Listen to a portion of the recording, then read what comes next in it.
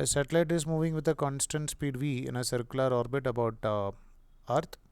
An object of mass m is ejected from the satellite such that it just escaped from the gravitational pull of Earth.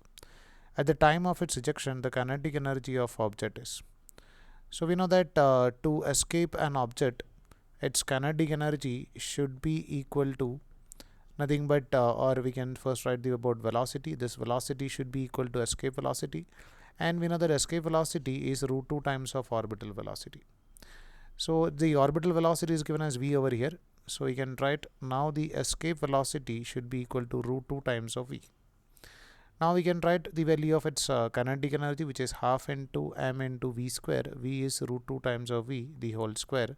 So we can write as half into m into the square of root 2v, which is 2 into v square. So this 2 and this 2 get cancelled.